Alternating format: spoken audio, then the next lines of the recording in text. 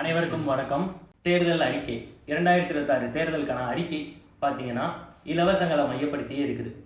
இலவசம் யாருக்கு இலவசம், எதற்கு இலவசம் அப்படிங்கிற கேள்வி இருக்கு. எங்க அப்பா படிச்சிருக்கிறாரு, எங்க அப்பா ஒரு வேலையில இருந்தாரு. எங்க வீட்டுல அத்தியாவசிய தேவை பொருளா கருதப்படுற வாஷிங் மிஷின் இருந்துச்சு, ஃப்ரிட்ஜ் இருந்துச்சு, கார் இருந்துச்சு, பைக்கு 1க்கு 3 பைக் இருந்துச்சு. இதெல்லாமே எங்க அப்பாவோட சம்பாத்தியத்துல எங்க அப்பாவால வாங்கிக்க முடிஞ்ச ஒரு விஷயம். சரிங்களா? நான் அதுக்கும் மேல படிச்சிருக்கிறேன். என்னால அதை எல்லாத்தையுமே தரம் உயர்த்திக்க முடியும். எங்க அப்பா ஒரு பணம் செலவுகள் பண்ணி ஒரு பொருளை வாங்கி வச்சிருந்தாங்கன்னா அதை விட கூட செலவு பண்ணி என்னால ஒரு பொருள் வாங்கிக்க முடியும். அதற்கு காரணம் அடிப்படையா இருந்தது என்னோட படிப்பு தானே தவிர அரசாங்கம் கொடுக்குற இலவசங்கள் அல்ல. ஒரு கட்சி என்னன்னா 8000 கொடுக்குறேன்றாங்க, இன்னொரு கட்சி 10,000 கொடுக்குறேன்றாங்க. ஒரு கட்சி மாசம் 1500, இன்னொரு கட்சி 2000, இன்னொரு கட்சி 2500. அதுவும் இந்த 2500 கொடுக்குறேன்னு சொல்ற கட்சி பார்த்தீங்கன்னா மாற்று அரசியலா முன்னெடுக்கிறோம் அப்படின்னு சொல்லி வந்தாங்க. மாற்று அரசியல் எதுக்கு, யார்கிட்ட இருந்து மாற்று, எப்படி மாற்று அப்படிங்கிற கேள்வி அவங்களுக்கும் இல்லை, தலைவனுக்கும் இல்லை, தொண்டனுக்கு அது தெரிய போறதும் இல்லை. மாற்று அப்படிங்கிற வார்த்தைக்கு எது மாற்று, எப்படி மாற்று, அடிப்படையிலிருந்து மாற்றம் இருக்குதா இல்ல கொள்கை மாற்றமா, இது எல்லாத்தையுமே நீங்க சிந்திச்சு பாருங்க. சிந்திச்சு பார்த்து முடிவெடுங்க. இலவசத்தை பத்தி பேசி முடிச்சிடறேன். இலவசம் அப்படிங்கிறது எதை கொடுக்கணும், எதுக்காக கொடுக்கணும் அப்படிங்கிறது ஒரு அரசாங்கத்தோட தெளிவில் இருக்கணும். நான் 8000 ரூபாய் கொடுக்குறேன், கூப்பணம் கொடுக்குறேன், நீ என்ன வேணா வாங்கிக்கோ.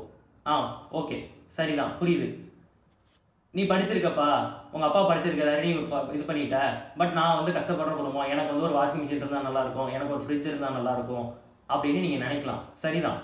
ஆனா தன்னிறைவு அடைந்து இந்த அரசாங்கம் மிச்சம் இருக்கிறத வச்சு இதை பண்றாங்களா இல்ல கடன் வாங்கி பண்றாங்களா? 2021க்கு முன்னாடி 5 லட்சம் கோடியா இருந்த கடன் இன்னைக்கு அடுத்த 5 வருஷத்துல 10 லட்சம் கோடியா ஆயிடுச்சு. இதோட விளைவு என்ன ஆகும்னா அரசாங்கம் கட்ட வேண்டிய வட்டி அதிகரிச்சுட்டே போகும். அரசாங்கம் வட்டி கட்ட முடியாம தவிக்குது அப்படின்னா என்ன பண்ணுவாங்க, வரி ஏற்றுவாங்க.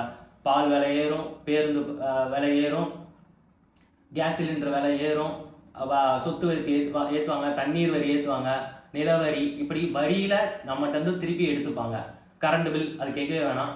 இது எல்லாத்தையுமே ஏற்றுறது மூலமா அந்த வட்டியெல்லாம் அவங்கள கட்ட முடியுமே தவிர இது ஒரு தொலைநோக்கு திட்டமா அடுத்த 50 வருஷத்துல தமிழ்நாடு எங்க இருக்கணும், ஒரு இன்ஃப்ராஸ்ட்ரக்சர் பேஸ் பண்ணி இந்த திட்டத்தெல்லாம் அறிவிக்கிறாங்கன்னு கேட்டீங்கன்னா இல்ல.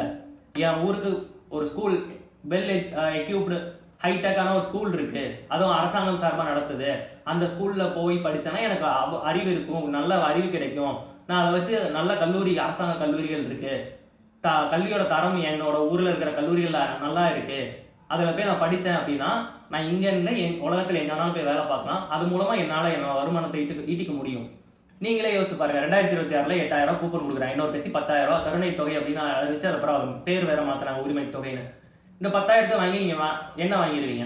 சரி, உங்க வீட்டுக்கு தேவையான ஒரு பொருளை வாங்கிட்டீங்க. சரி, அதுக்கப்புறம் அதோட உங்களுக்கும் அரசியலுக்குமான சம்பந்தம் முடிஞ்சு போச்சா? வெறும் 10,000 வச்சு நீங்க வாங்கிக்கலாம், நீங்க விருப்பப்பட்டதை வாங்கிக்கலாம். அதை அவங்க சொல்றாங்க. இதனால இந்த பொருளாதார அடிப்படையில பாத்தீங்கன்னா இந்த 8000 ஒரு கடைக்கு போகும், அந்த கடை ஒரு டிஸ்ட்ரிபியூட்டர் வாங்குவாங்க, அது ஒரு கம்பெனி போகும். இது ஒரு பொருளாதார சூழ்ச்சி, சுழல் அப்படின்னு சொல்றாங்க. சரிதான். 10,000க்கு அப்புறம் அதுவே அந்த 10,000 கொடுக்கறதுக்கு பதிலா 8,000 கொடுக்கறதுக்கு பதிலா என் ஊர்ல இருக்கிற பள்ளிக்கூடங்களை நீங்க நேரமே தரமான முறையில உயர்த்துங்க, நல்ல கல்வி கொடுங்க, நல்ல வேலை கொடுங்க. வேலை வாய்ப்பை அதிகரிக்கிறதுக்கு என்ன பண்றீங்க? ஒரு அமைச்சர் TRB ராஜா, அவர் தொழில்துறை அமைச்சர், அவர் சொல்றாரு நாங்க முதலீடு கொண்டு வந்திருக்கோம். எங்க? ஸ்ரீகிருஷ்ணா ஸ்வீட்ஸ்ல இருந்து 300 கோடி. ஸ்ரீகிருஷ்ணா ஸ்வீட்ஸ் வந்ததாவே இருக்கட்டும், அது தமிழ்நாட்டில் இருக்கிற ஒரு நிறுவனம் தான். சரி, 300 கோடி அதிகமா முதலீடு பண்றாங்கன்னே வச்சுக்கோங்க. 100 கோடியா 300 கோடியா தெரியல, வந்ததாவே இருக்கட்டும். அதனால அவனுக்கு வேலை கொடுப்பான். வேற படிச்சவனுக்கு எங்க வேலை இருக்குது?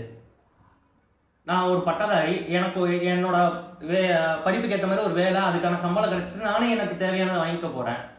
அதனால இலவசங்களை நம்பி ஏமாறாதீங்க. இது வரைக்கும் ஏமாந்ததே போதும். நல்ல மருத்துவம், நல்ல கல்வி, சுகாதாரமான சூழ்நிலை, தடையில்லா மின்சாரம், குடிநீர், இதெல்லாம் தான் அடிப்படை தேவை. இந்த அடிப்படை தேவைகளை பூர்த்தி செய்யறதுக்கு ஒரு அரசு முன்னெடுக்குது, முயற்சி செய்யுது அப்படின்னா அதற்கு உங்களோட ஆதரவை தெரிவிங்க. நன்றி, வணக்கம்.